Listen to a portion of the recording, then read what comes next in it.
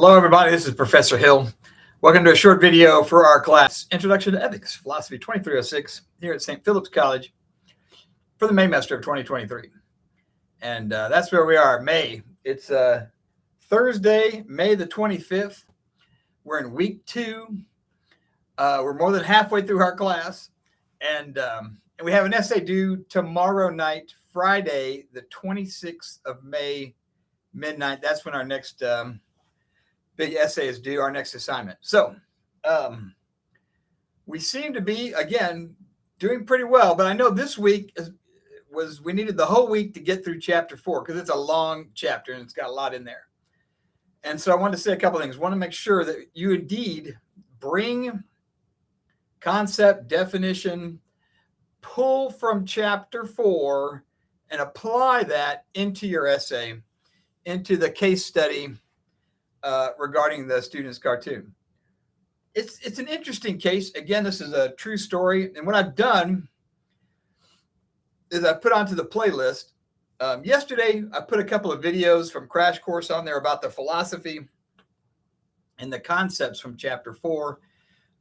Today, I'm going to put into the playlist 2 or 3 videos of me talking about the case study from past classes where I kind of really get into the details of the case and what happened. Because, again, this is an actual case, really happened.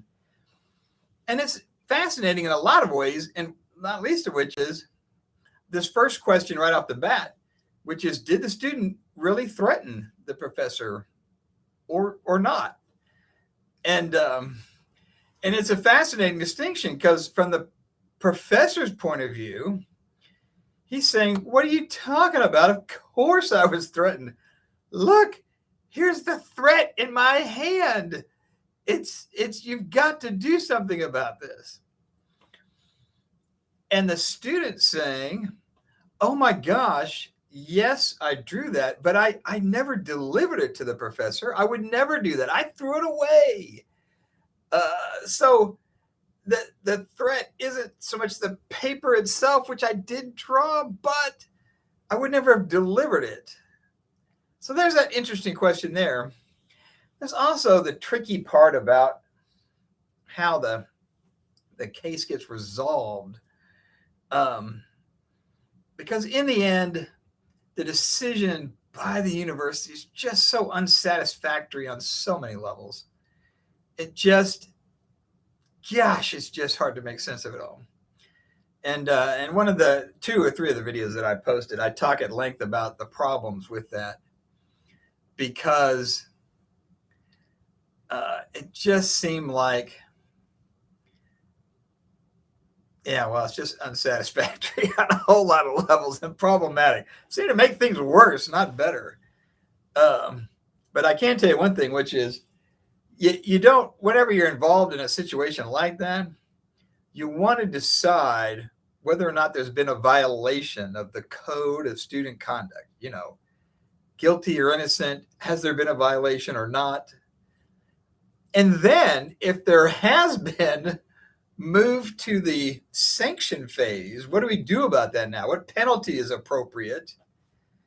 And it seemed like in this particular case, it kind of got flipped around, like kind of came up with the punishment first and then decided we'll make that just fit. We'll have the sanction or not fit the punishment because we like the punishment.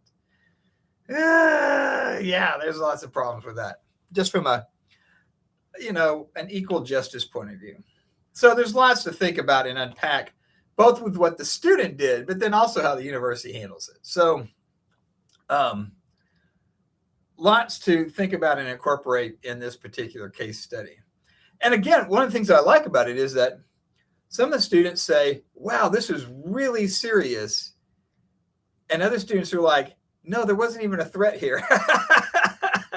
So the students should have nothing done to them because they didn't do anything. And other students are like, oh my God, you need to get serious and kick this student out of school. So again, it's one of these things where students often split pretty dramatically given the facts of the case. So get to it tomorrow night, midnight. That's the deadline. Let me know if I can help. Contact me if you got any questions or problems. Bye.